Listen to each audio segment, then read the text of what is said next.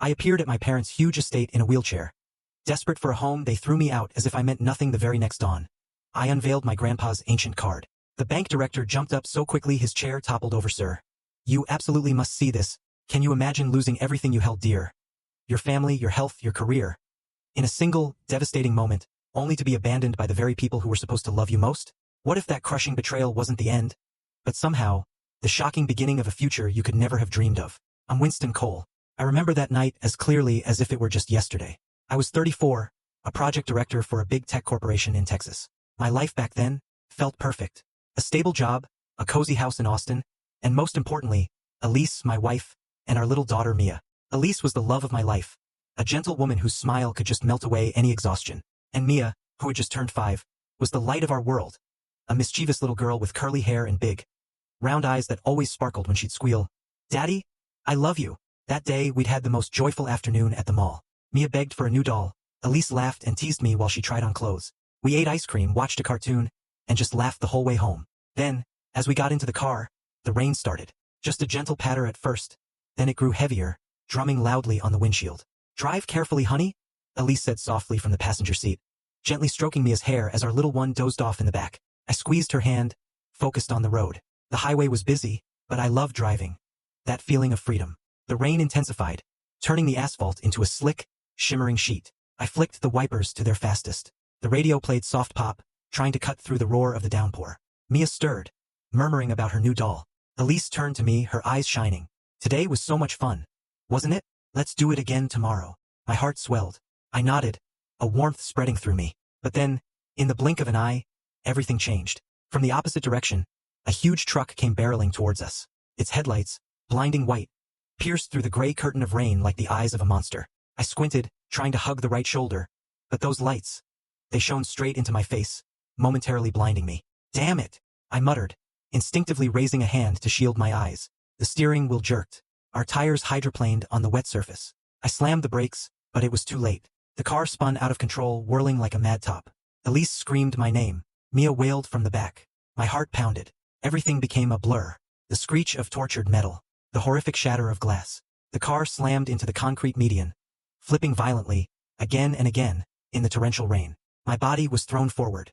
The seatbelt bit into my chest, trying to crush me. Excruciating pain shot from my back down my legs, like a knife twisting into my spine.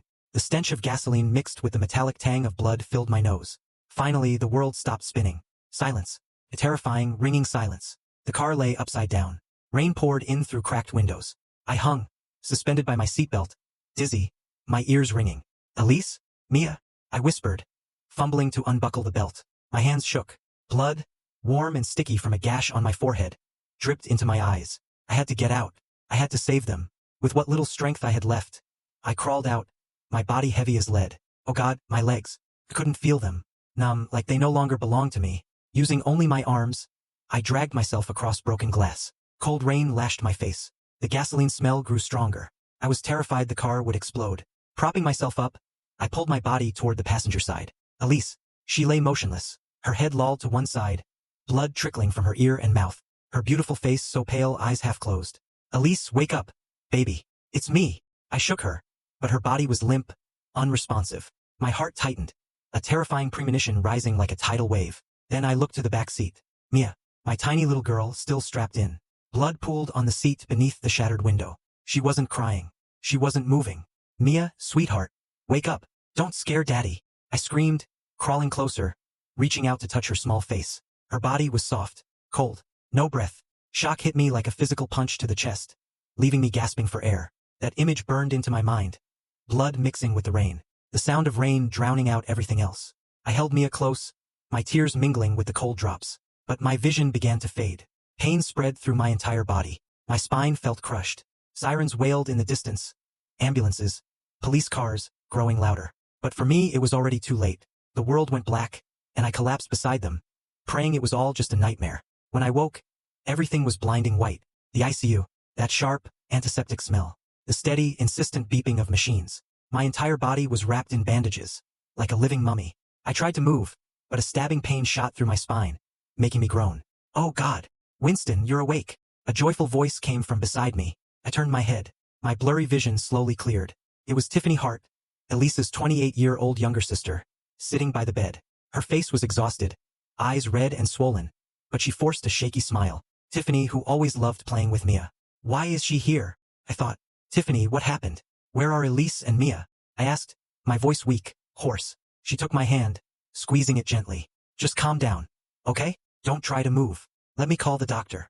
A while later, a middle-aged man with a grave expression entered. The doctor. He checked my eyes, took my pulse, then nodded. You're fully conscious again, Mr. Cole. That's a very good sign. Your brain is functioning stably.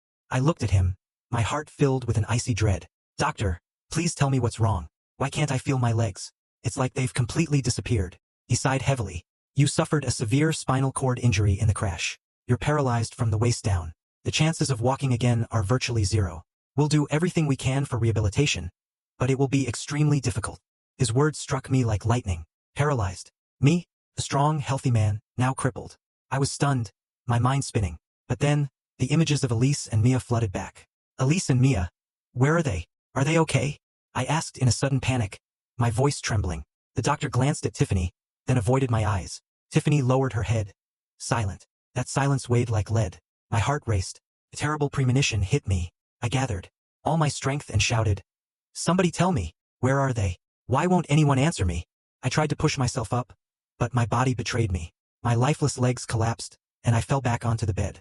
Pain surged, but the physical pain was nothing compared to the fear in my heart. It's all my fault, I whispered, tears streaming. I wasn't careful enough. Oh God! Tiffany and a nurse rushed to hold me down. Please calm down, Winston. You'll hurt yourself even more. Eventually, I lay still, breathing heavily. Tiffany held my hand tightly, her eyes brimming with tears. Winston, you have to be strong, okay? I don't know how to say this gently. She took a shaky breath. But Elise and Mia, your wife and your daughter, they didn't survive the accident. They died at the scene, before they could even reach the hospital. Her words cut into my heart like a knife. No, couldn't be. What? No, that's not true. They were just injured. I shook my head, but deep down, I knew it was real. The memory of blood spreading across the rainy road that night came rushing back, and I completely broke down. I cried like a child. Utter despair swallowed me whole. My wife, my daughter, they were gone forever. And I, the survivor, was now nothing more than a broken shell. My life ended that night. The next morning, I barely slept a wink. I lay staring at the hospital ceiling, its tiny cracks like spiderwebs. My mind spun endlessly with horrific images. The pungent smell of antiseptic, the steady beep-beep of the heart monitor. Everything was a cruel reminder that I was still alive. A reminder I didn't want at all. My spirit was shattered. But at least I was calmer now. No more screaming. Only a dull, constant ache that spread from my heart throughout my body. Tiffany stayed by my side. Her face was exhausted, dark circles under her eyes. Yet she still forced a smile as she pushed a food tray closer. Eat some porridge, Winston. The nurse said you have to take your medicine. She whispered, as if afraid of startling me. I looked at her, feeling both gratitude and immense guilt.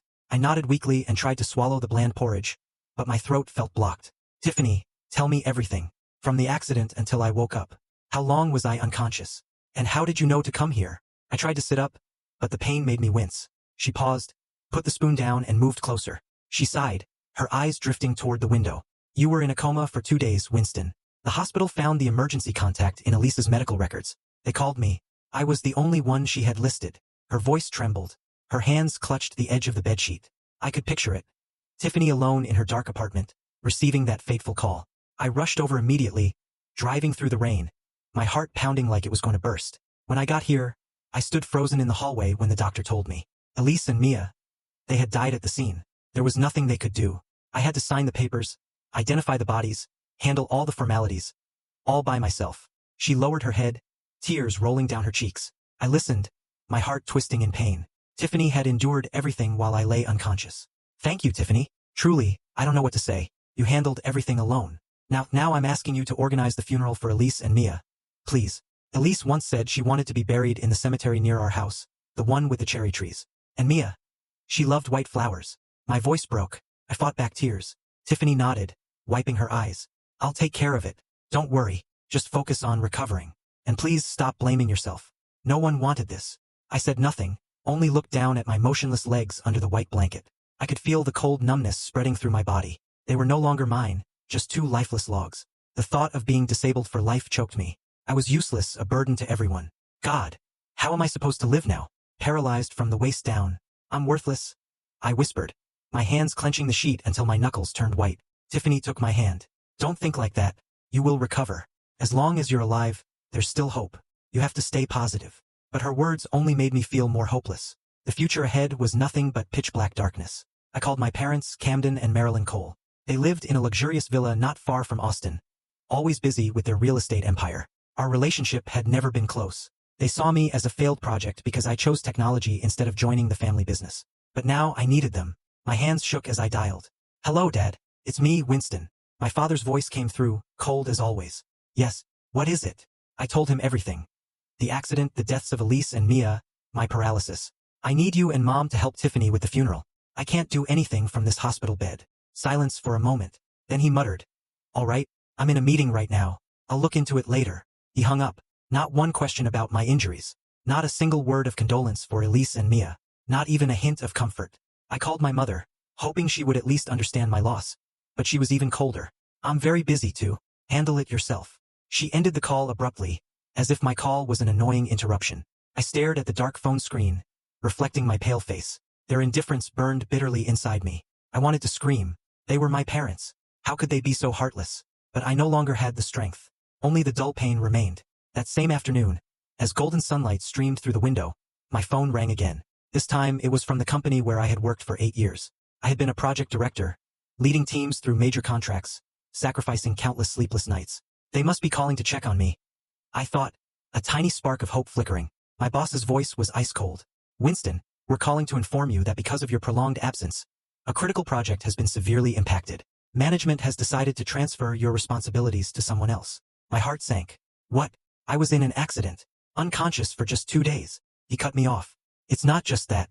Your extended, unnotified leave has caused significant damage. We have no choice but to terminate your employment to maintain organizational progress. His words hit me like a thunderbolt.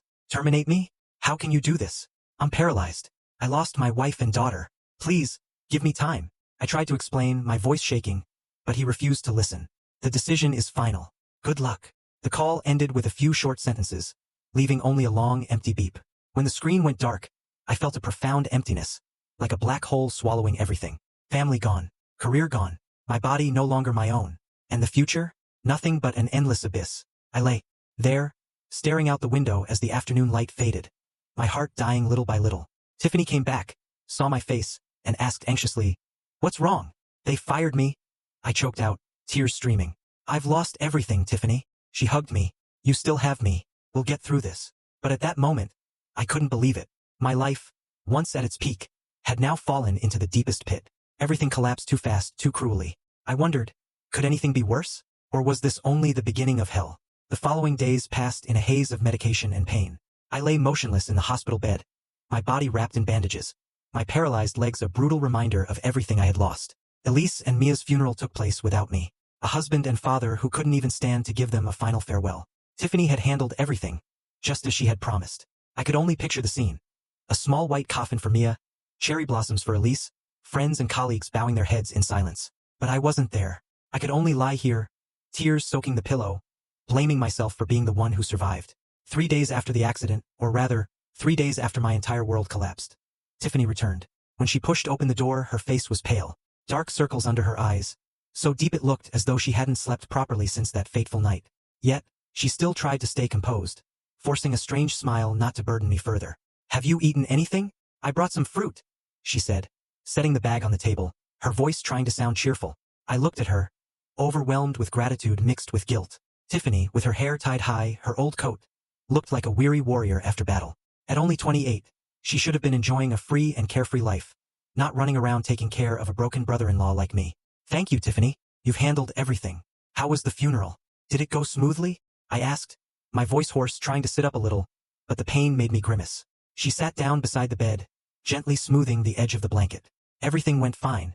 I chose the cemetery near your house. Some of Elisa's friends came and a few of your colleagues stopped by too. They all send their regards." I nodded, but the real question was stuck in my throat. "What about my parents? Did they come?" I told them everything. I even asked them to help you. A faint hope flickered in my heart. No matter how cold they were, this was their daughter-in-law's and granddaughter's funeral. Surely they would show up. Tiffany shook her head slightly, her eyes fixed on the floor, avoiding mine. "I didn't see them there. Not once. No one introduced themselves as relatives from the husband's side. I waited the whole time, thinking maybe they were delayed. But no, her words hit me like a punch in the chest. I froze, my ears ringing, unable to believe what I was hearing. That can't be. I called them. I told them everything. They knew. I whispered, my heart racing. Images of my parents flashed through my mind. Camden in his stern suits, Marilyn with her fake socialite smile. They always cared about appearances. How could they skip their own granddaughter's funeral? The pain surged, burning like fire. Couldn't stay still. With trembling hands, I grabbed the phone and dialed my mother. It rang for a long time before her cold voice answered. What is it, Mom? About Elise and Mia's funeral. Why didn't you and Dad come? I asked you too. My voice shook as I fought back anger. Silence. Then she replied indifferently. Yes, I know, but we were busy with meetings all day. There's no changing what's already happened, dear. I'm in a meeting right now. Bye. She hung up quickly, as if my call was nothing more than an annoying interruption. I stared at the darkened phone screen, my throat tight. Tears spilled over uncontrollably. How could they? How can they be so heartless? I whispered, my hands clenching until they hurt. Tiffany put her arms around my shoulders. Calm down, please. Don't think about it too much. You'll make yourself worse. But the suppressed pain choked me, as if I had been cast out by my own flesh and blood. They gave birth to me, raised me. Yet now, when I needed them most, they turned away. I felt like an orphan, lost and alone in the vast world. In the days that followed, the hospital became my own personal hell. Every morning, I woke up and stared at my lifeless legs, trying to wiggle a toe. Nothing. The doctors came, checked, injected, but their words were vague. It takes time. You have to be patient. Patient? How, when mental anguish tormented me every second? Tiffany stayed by my side like a tireless angel. She arrived early each morning, helping me eat, cutting food into small pieces, feeding me spoon by spoon when my hands shook too much. She checked my medications, reminding me to take them on time. In the afternoon, she stayed for checkups, wheeling me to x-rays or EMG tests. But I kept trying to push her away. I didn't want to be a burden. Go home, Tiffany. I can manage. You have your own job, your own life, I said weakly, looking out the window to avoid her eyes. She shook her head firmly and moved closer. Don't say that. If Elise were still here, she wouldn't want to see you alone like this. I'm her sister. I have to help. We're family. Her words touched my heart, reminding me of Elise. How my wife always cared for everyone, even her little sister. I remembered evenings when Elise used to talk about Tiffany. She's strong, but sometimes she's lonely. Look after her for me. Okay? Now Tiffany was doing exactly what Elise would have done. I nodded, tears rolling down my cheeks. Thank you. I don't know how to ever repay you. In stark contrast to that warmth was the silence from my own parents. They never visited, never called, never even sent proper condolences. Every day I stared at the phone hoping it would ring. Nothing. Morning, noon, night. Only the beeping of machines and the footsteps of nurses. Their coldness cut like a knife, making me feel utterly abandoned, as if I were truly alone in facing both my grief and my broken body. At night, when the hospital grew quiet, I lay awake wondering, what did I do wrong for them to hate me this much? Or have I always been a burden, even as a child? Tiffany noticed that pain. One late evening, as she lingered by my bed, she asked, what are you thinking about?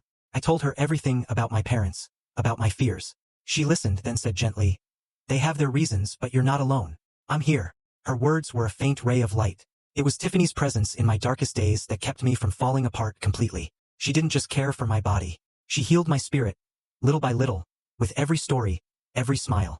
For the first time since the accident, I felt the world hadn't entirely turned its back on me. Yet deep inside, the pain still lurked, waiting for a moment of weakness. Life, why is it filled with such cruel surprises? The final days in the hospital dragged on under a vague, oppressive anxiety, like a storm gathering on the horizon. Every morning, the nurses checked vitals. The doctors stopped by with their practiced smiles. But I knew the moment was coming. And then it came. One rainy afternoon, as drizzle pattered against the window, the doctor walked in, holding a clipboard. His voice was calm and measured. Winston, your condition has stabilized. We've confirmed you're fit for discharge. You can go home tomorrow. The words exploded inside my head like a delayed bomb. Discharge. Home? To where? I looked down at my paralyzed legs lying motionless under the white blanket, and a dread heavier than the constant ache in my spine crushed me. I knew I couldn't manage on my own. Eating, bathing, even moving from bed to door required help. The hospital was safe, surrounded by nurses and machines. Out there, the wide world would swallow a broken man like me whole. My heart pounded. Cold sweat broke out despite the cool room. Go home.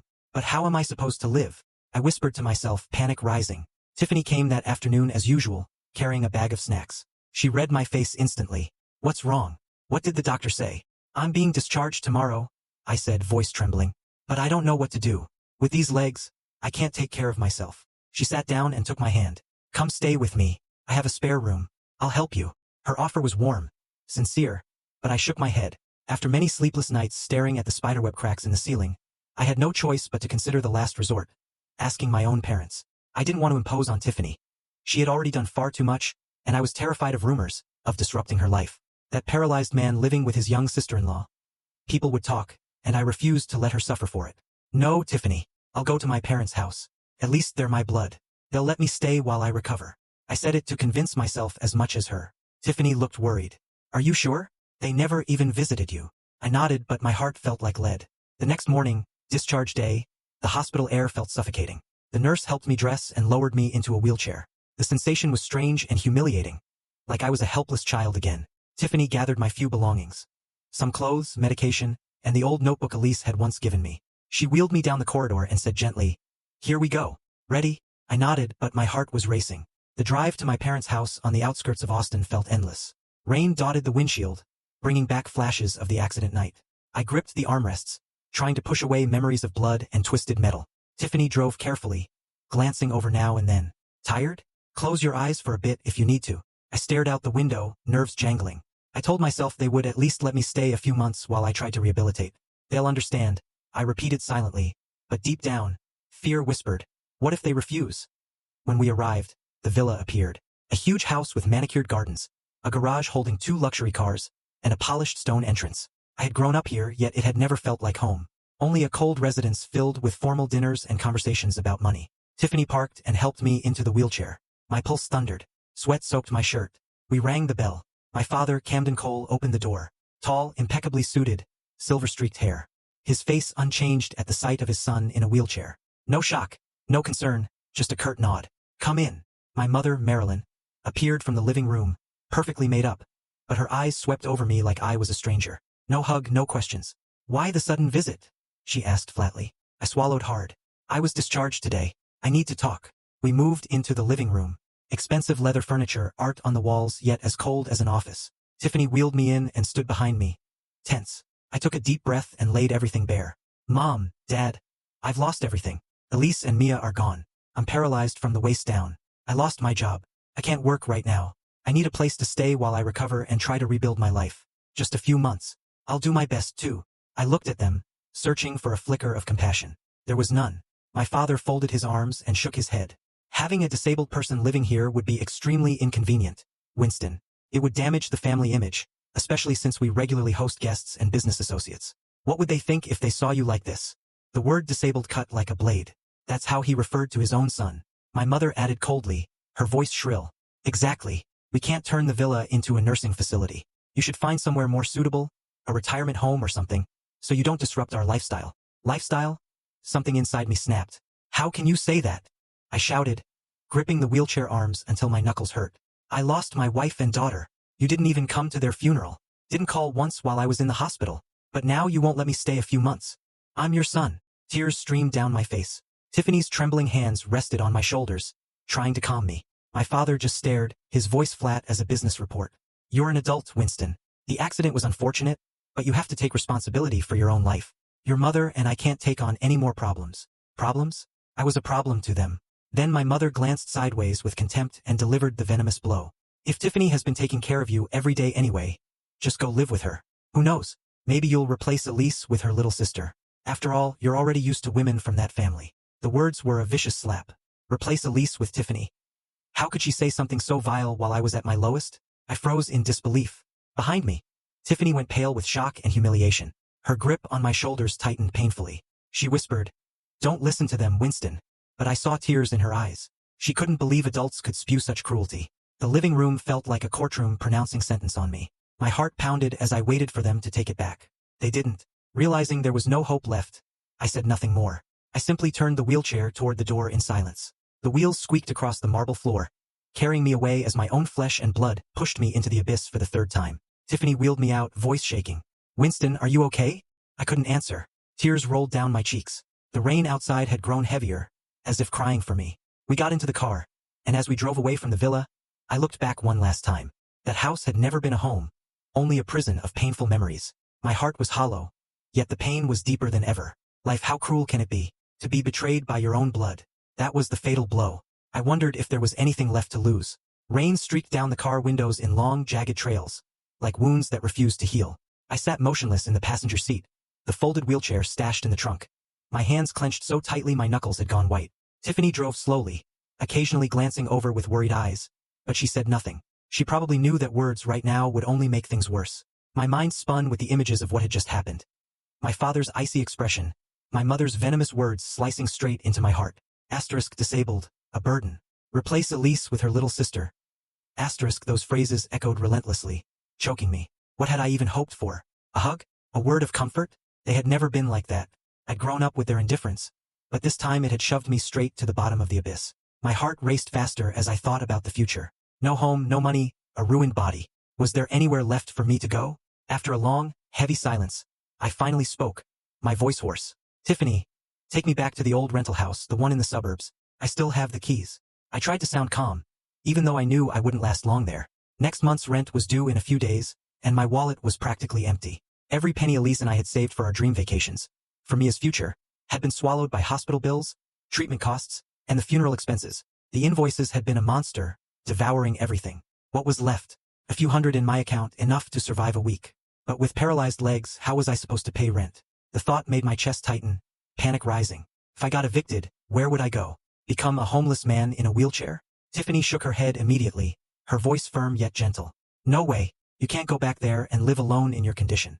That apartment is tiny. The stairs are steep. There's no elevator. It's completely unsuitable for someone paralyzed from the waist down. You'd be in danger. You could fall and have no one to help. She gripped the steering wheel tighter, eyes fixed on the road. I knew she was right. That little rental had once been our happy home. Elise cooking in the cramped kitchen. Mia running around, laughing. But now it was just a narrow box full of painful memories. I pictured myself there alone, crawling from bed to kitchen, hands shaking as I tried to hold a spoon. And if I fell, no one would hear me call for help. Cold sweat broke out at the thought. Yet I still tried to refuse. It's okay, Tiffany. I don't want to mess up your life. You have work, friends. I'll manage somehow. I'll hire a caregiver or something. The word sounded weak even to me. Manage with lifeless legs and a shattered heart.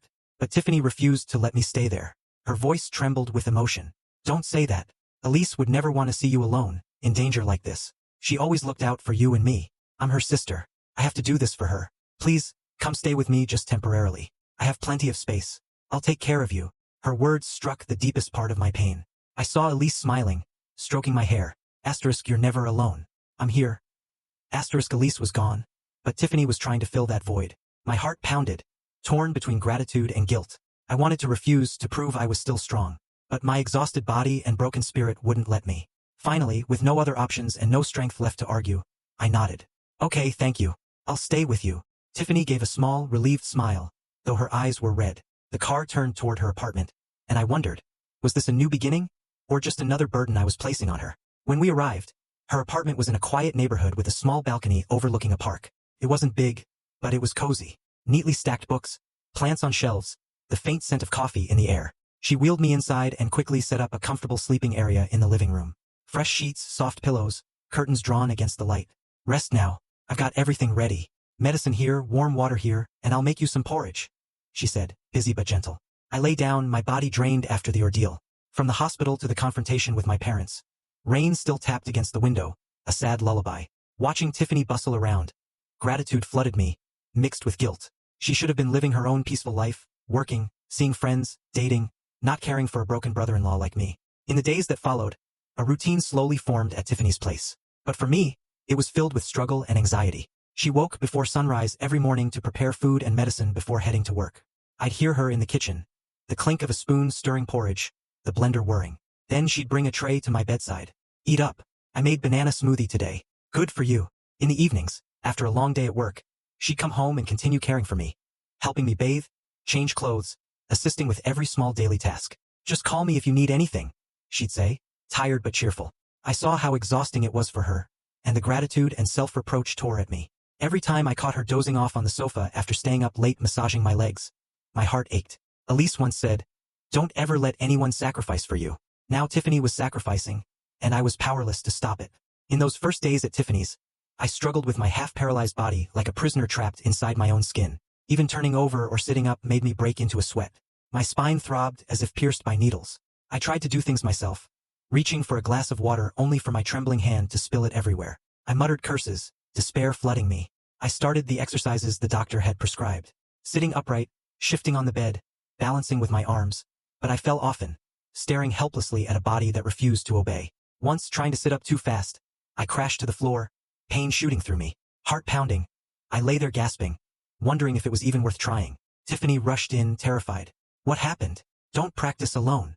Every evening, she patiently helped with therapy, supporting me on the walking frame, massaging my limbs with warm oil, encouraging me step by step. One more try. I've got you, she'd say, gripping my hands tightly. Those sessions were agonizing, my legs stiff and numb, muscles twitching, but she never gave up. I thought of Mia, how she used to laugh when I taught her to ride a bike. Hold the bike for me, Daddy. Now I was the child who needed someone to hold me. The guilt kept me awake at night, anxiously waiting for any sign of improvement. Then one morning, as I tried moving like always, I suddenly felt a faint tingle run down to my foot, like a weak electric current. My big toe twitched, just a little but enough to stun me. Tiffany, look. Oh God. I can't believe it, I shouted, my voice shaking with emotion. She ran in, eyes wide. What is it? I tried again. The toe moved more clearly. We both froze, then burst into overwhelmed joy. She hugged me, tears streaming down. You did it. I smiled. The first real smile in months, warmth spreading through my chest. But after that brief moment of joy, reality crashed back. I knew the road to recovery was still incredibly long. Months, maybe years, filled with pain and setbacks. And I was still trapped. No job, no money, completely dependent on Tiffany. The future remained a dark void. My heart raced whenever I thought, what if she gets tired of this? What if I never improve? Those days I trained twice as hard, but the fear never left. Tiffany kept encouraging me. Just one small step. We'll make it. I nodded, but deep down the anxiety never faded. Life is full of surprises. From the depths of despair, a tiny spark of hope had flickered. But would it be enough to pull me out?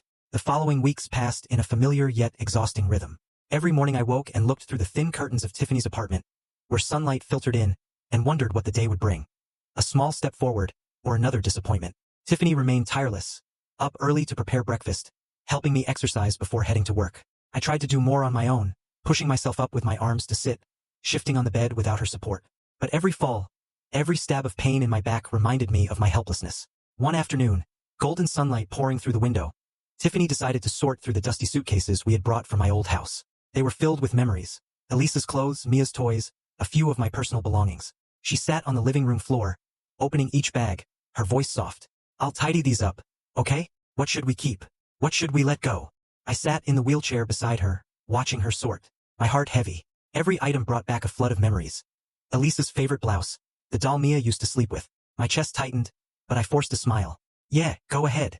Then, as she opened an old notebook I used for work ideas, a card slipped out and glinted in the sunlight. Tiffany picked it up. What's this? An old card. Should I keep it or toss it? She asked, handing it to me. I froze the moment my eyes met the familiar silver card. My hands trembled with emotion. It was the card my grandfather, Winston Cole, the man I was named after, had given me years ago before he passed. The only keepsake I had always carried from childhood to adulthood, tucked inside that notebook like a silent reminder. The surface was dull with time, but the words Legacy Access Card were still clear, along with a faint bank logo. My heart beat faster, as if the past were rushing back through every groove on the card. No, keep it. It's something from Grandpa, I whispered, my voice catching. Tiffany nodded and placed it in my hand. Okay, I'll leave it here. Rest now. I'll make dinner. She stood and went to the kitchen, leaving me alone in the quiet room. In that silence, I sat motionless for a long time, holding the worn silver card, feeling past and present squeeze my heart. A deep, wordless emptiness rose inside me, and my eyes blurred as childhood memories flooded back like a tide. Grandpa Winston Cole was the only person who had ever truly protected and loved me when I was little.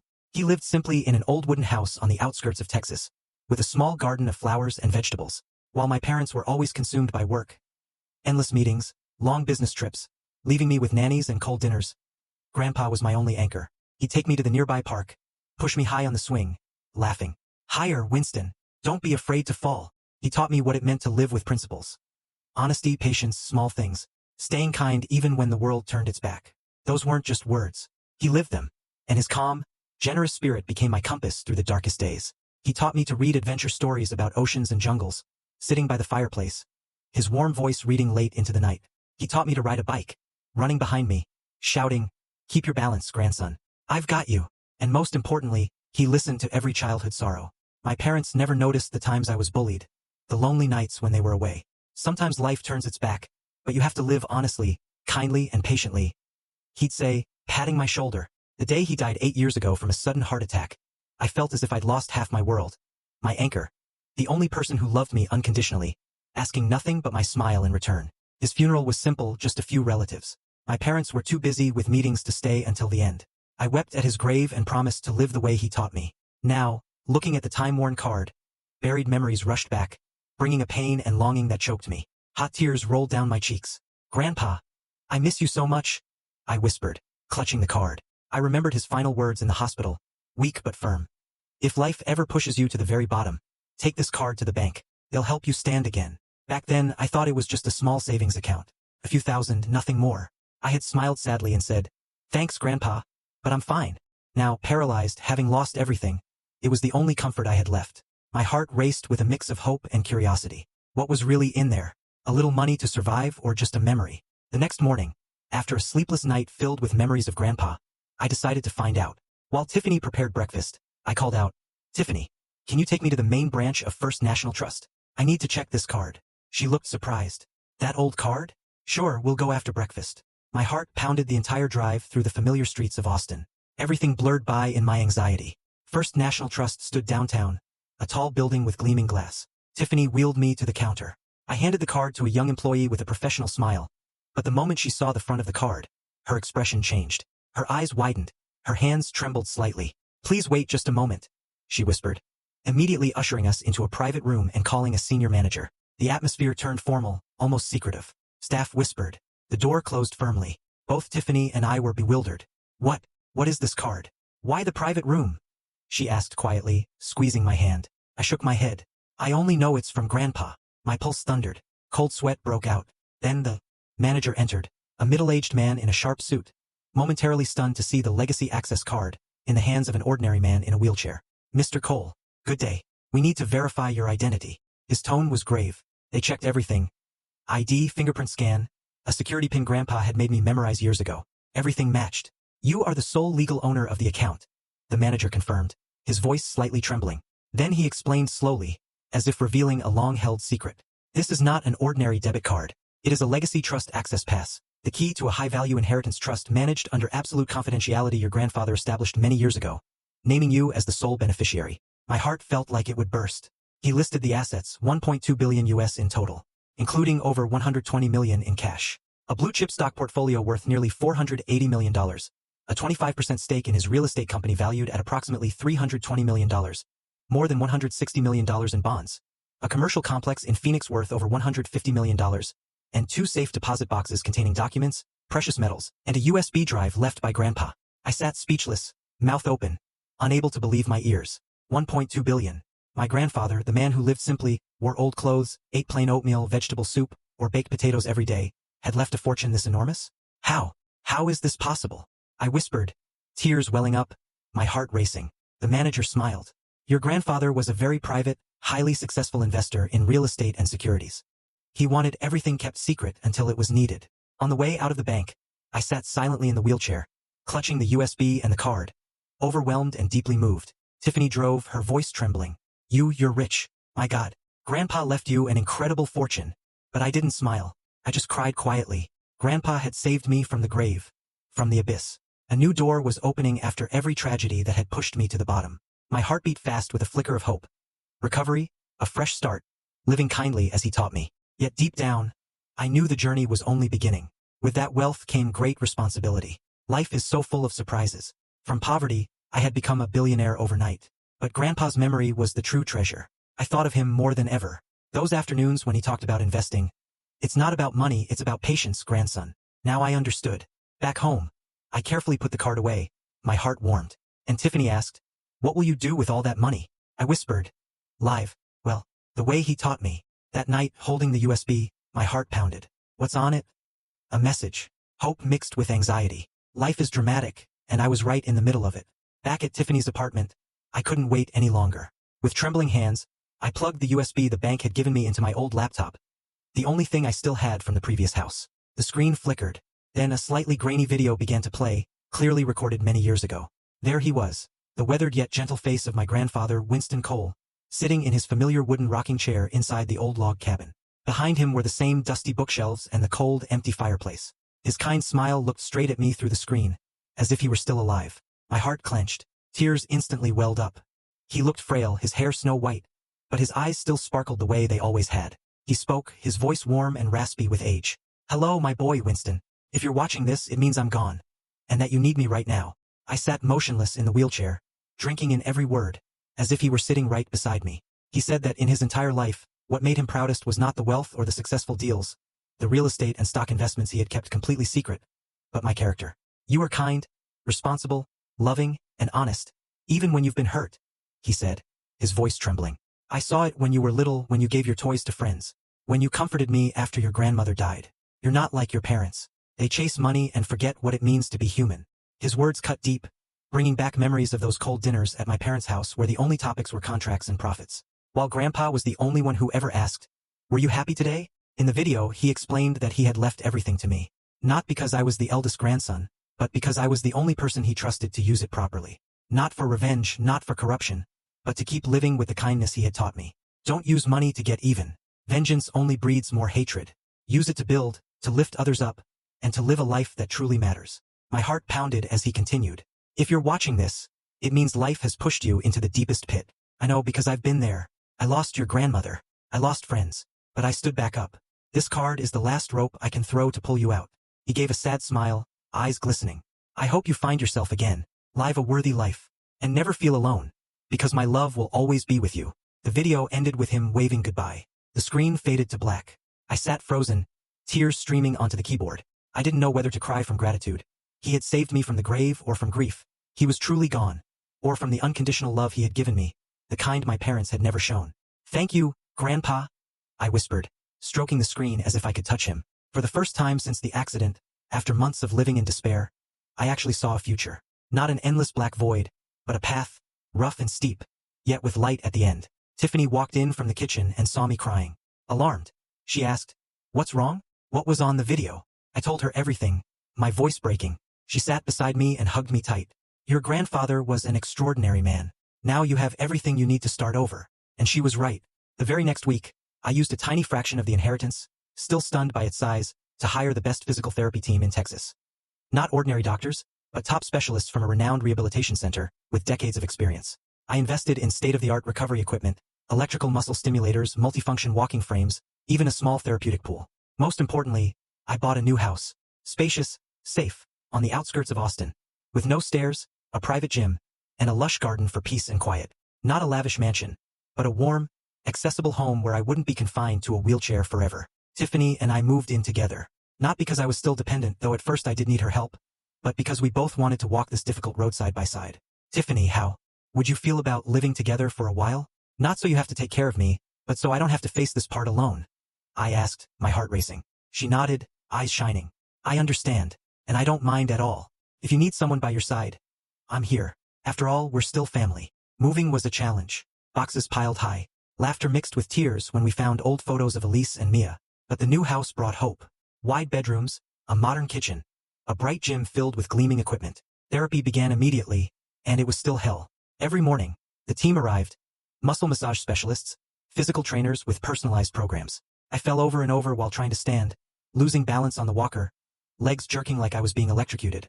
My body drained after every session. The pain went straight to the bone. I was soaked in sweat and wanted to give up 100 times. "I can't do this," I'd shout, lying on the floor, gasping. But every single time Tiffany was there to help me up, encouraging me step by step. "Try again.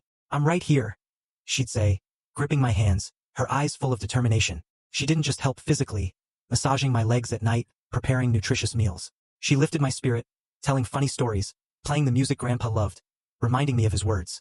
Live kindly and patiently.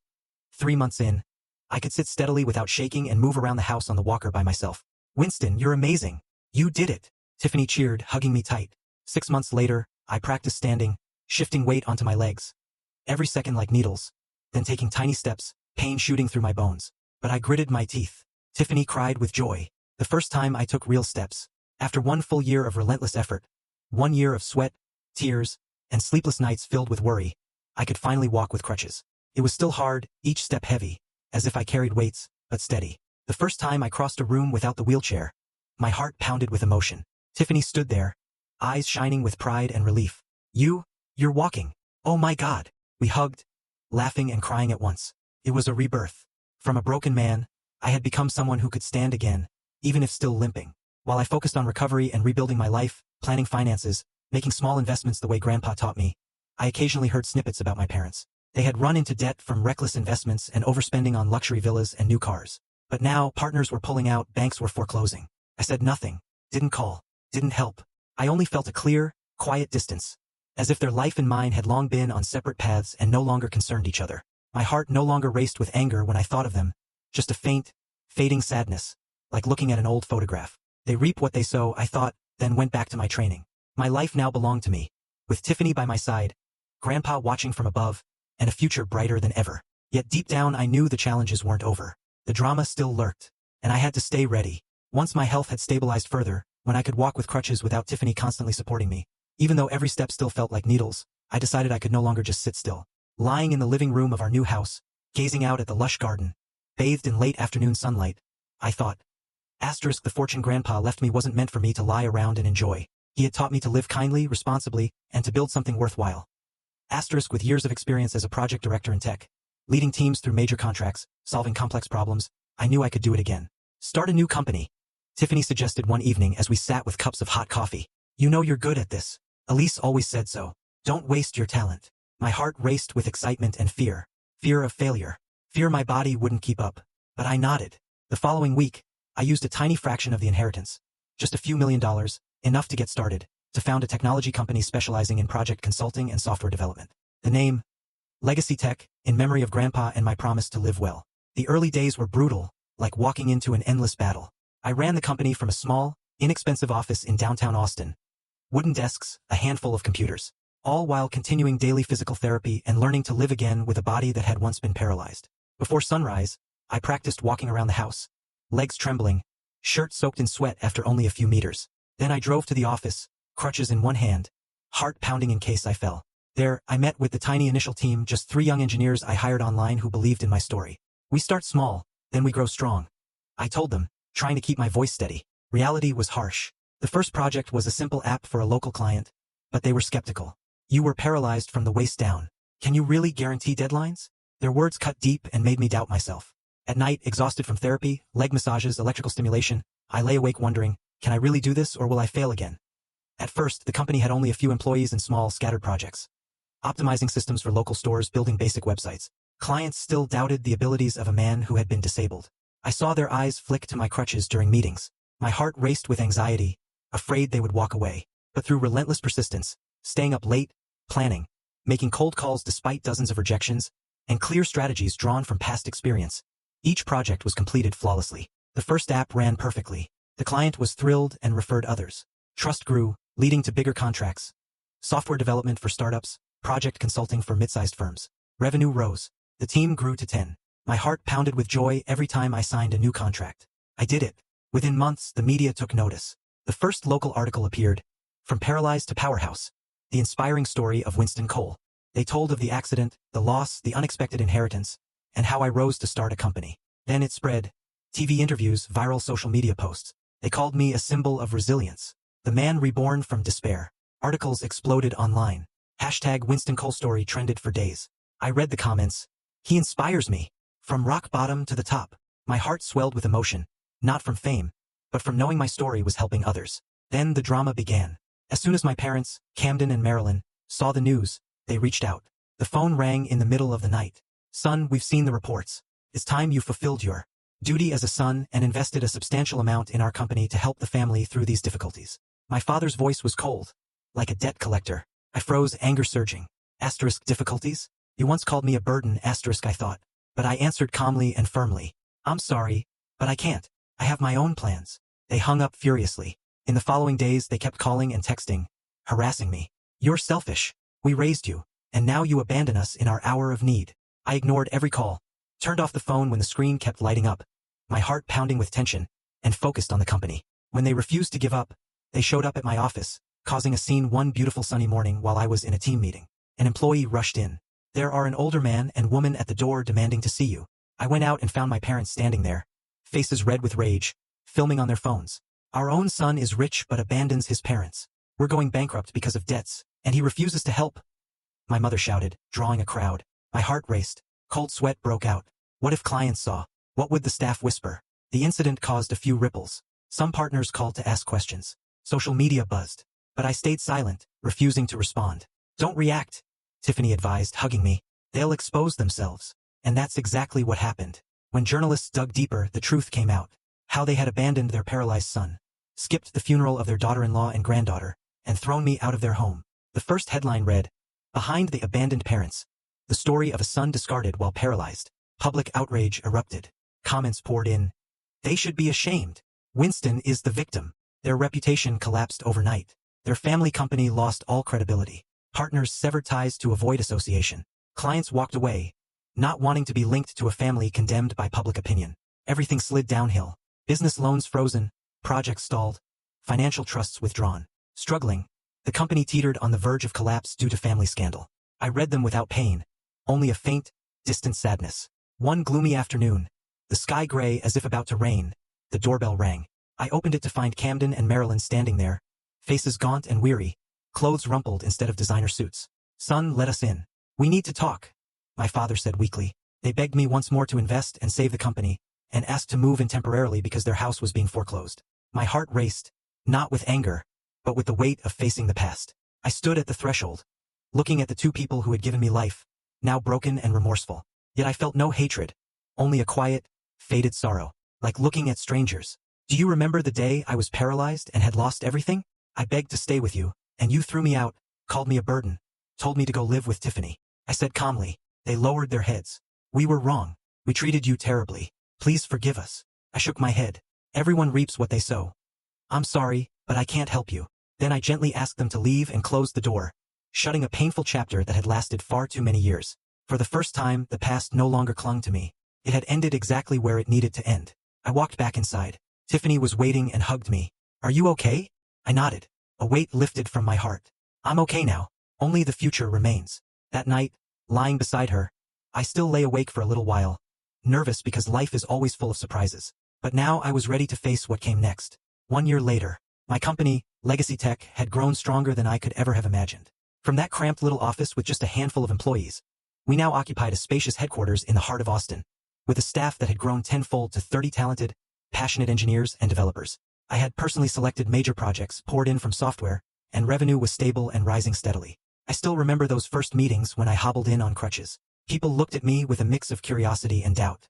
Now they called me Boss Winston with genuine respect, and I sat confidently behind my desk discussing strategy, without worrying that my body might betray me. My heart still races every time I sign a new contract, but no longer from fear. It's pure excitement, as if life is finally giving back what it once took away. "You did it," Tiffany often says, eyes shining, when I tell her about a successful day. As work settled into a steady rhythm, I finally allowed myself to slow down.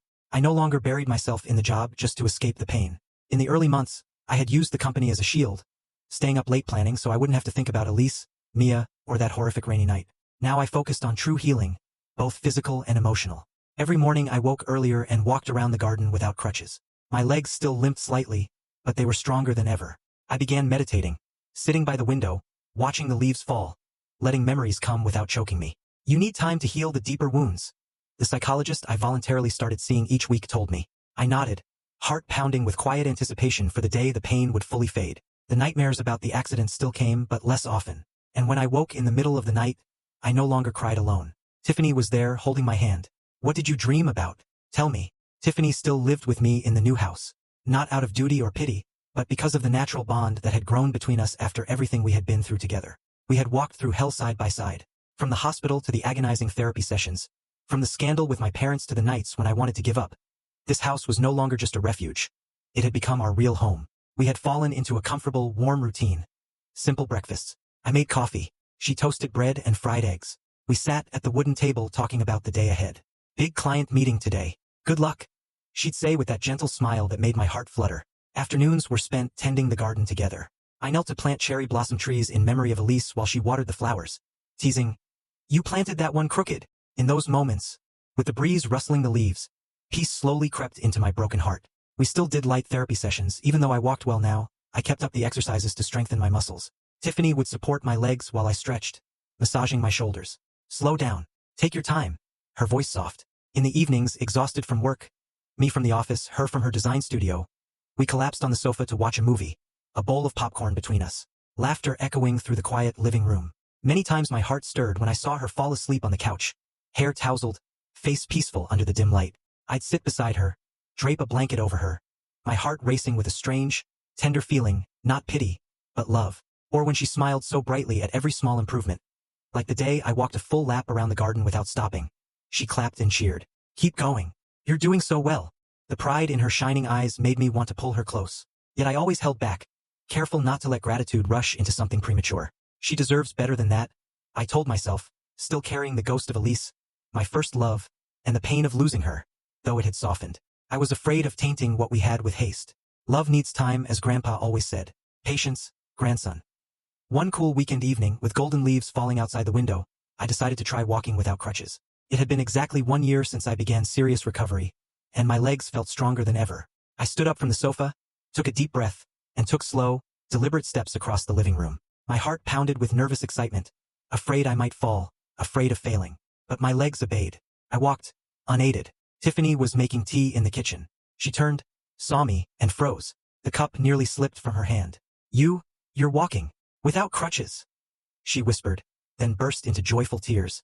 I walked toward her, for the first time since the tragedy, standing steady in front of her without any support. Gently, I wiped her tears away. In that moment, looking into her eyes, I saw clearly that what shone there was more than simple care. It was love, tender and sincere, that had quietly grown through all the months we had shared. But instead of rushing to embrace her or confessing my feelings, I simply smiled, knowing this love needed to be built on respect and care. No hurry, no pressure, no shadow from the past. Thank you for everything, I whispered, still caressing her cheek. She nodded, wiping her eyes. I'm just so happy for you. We sat down on the sofa in silence for a while, but the air felt warmer than ever. From that day on, we maintained that delicate distance. Neither of us spoke the word love. Yet, every gesture was filled with deeper care, respect, and growing warmth. I brought flowers home after work. She cooked special dinners. We walked in the garden, hands brushing accidentally, hearts racing with quiet excitement. In the evenings, lying side by side on the couch, watching movies, shoulders touching, I felt her warmth chase away the last remnants of darkness. For the first time since the tragedy, I could see a bright future. The pain slowly fading, the wounds healing, and hope silently taking root in a peaceful life. I still remember Elise. That love will always be part of my soul. But now my heart had gently opened to Tiffany, slowly and sincerely. My heart still races when I see her smile. But now it's the thrill of new love, not fear. Life is full of surprises. From loss to healing, from loneliness to connection. I know the journey isn't over, but with her by my side, I am ready for whatever comes next. 2 years after the tragedy. 2 years since that fateful rainy night that took Elise and Mia, leaving me with a shattered body and a bleeding heart. I had almost completely recovered. The legs that once lay paralyzed like lifeless logs now walked steadily across the polished wooden floors of our home. No more crutches, no more wheelchair, only firm, confident steps, even if they still carried a slight limp.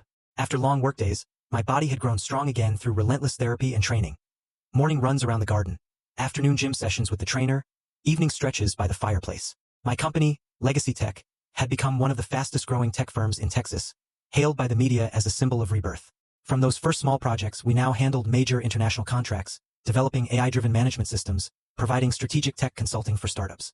The staff had grown to over 100, and our headquarters featured sleek glass walls and creative open spaces. Where I once attended meetings with crutches beside me, I now stood tall to present ideas without a tremor. The press interviewed me constantly. How did you rise from rock bottom? I always answered simply, because of the people who truly loved me, and because I refused to give up. My heart still races when I read the articles, not because of fame, but because I see my story inspiring others struggling with loss, just as I once did. Throughout this time, the love between Tiffany and me grew quietly, from peace and understanding into something deep and genuine. It wasn't the explosive, youthful passion I had shared with Elise, those rushed kisses, those breathless promises, but a gentle, steady current, like a calm river after a storm. We had walked through hell together. The nights I cried for Mia, when she sat silently listening. The therapy sessions when I wanted to quit, when she held my hand and urged me on. Love blossomed naturally from the smallest gestures. Her leaving coffee ready in the morning, my bringing flowers home after work. We were never in a hurry. Both of us had lost too much. I had lost my wife and daughter. She had lost her sister and niece. My heart would race whenever I wondered, is this love, or just gratitude? But slowly I understood. This was love, real and healthy, built on profound understanding. We married in a small, intimate ceremony. Nothing extravagant, just close friends and a few colleagues from the company. It was a cool summer afternoon in our backyard. Simple wooden tables, flowers we had planted ourselves, and laughter ringing through the air. I wore a white suit. Tiffany was radiant in a pure white dress, her hair flowing freely. No grand reception, just vows exchanged before the minister. I promise to love you, to cherish you, just as you have done for me, she cried. I cried. That was the most peaceful day I had known in years. As if life had finally given me back a true home. Not a mansion, but a place filled with honest love. The reception afterward was simple. Homemade cake and inexpensive wine, and joyful stories about our journey. My heart raced with pure, nervous happiness. I really have a home again. One clear morning, with mist still clinging to the cemetery, I visited the graves of Elise and Mia, carrying a bouquet of white flowers, the kind Mia used to pick in the garden. Tiffany came with me but stayed back a little, giving me space for my memories. I walked slowly to the two quiet headstones, laid the flowers down, and sat on the damp grass, gazing at the engraved names. Elise Cole, Mia Cole, once my entire world. There was no longer searing pain, no uncontrollable tears, only gratitude that they had passed through my life, bringing joy and lessons. Elise, Mia, I whispered sincerely. I've stood up again. I'm living again. I found peace. You'd want that for me, wouldn't you? I will love you both forever. A breeze passed through, as if an answer, and my heart felt strangely at peace. As I turned away from the cemetery, leaving the graves behind, I looked at the blue sky ahead, white clouds drifting, birds soaring, and I knew with absolute clarity that the past had truly closed. No more haunting, no more guilt, only lessons. Reflecting on everything I had endured. From that deadly rainy night to the lonely hospital days, from family betrayal to the unexpected inheritance, from agonizing recovery to new love, I found a message for myself and for anyone who has suffered as I did. No matter how far life pushes you down, never let go. No one can save you but yourself. Stand up again for those who truly love you and because your life deserves to be lived a second time. Those words echoed in my mind, like Grandpa whispering from above. With a healed heart, I returned to Tiffany, the woman who had held my hand through the darkness, from the hospital to the nights of despair. She waited by the car, smiling softly. Are you okay? I pulled her into my arms. I'm okay now. Let's go home. We drove back hand in hand, ready to keep building our future. A future filled with warmth and hope.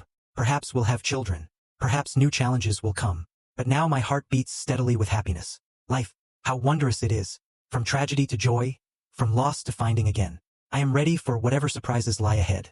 In that peace, I silently thanked Grandpa. Thank you for everything. What about you? Have you ever faced such crushing betrayals? Or found unexpected hope in the darkest of times? I'd love to hear your thoughts and experiences in the comments below.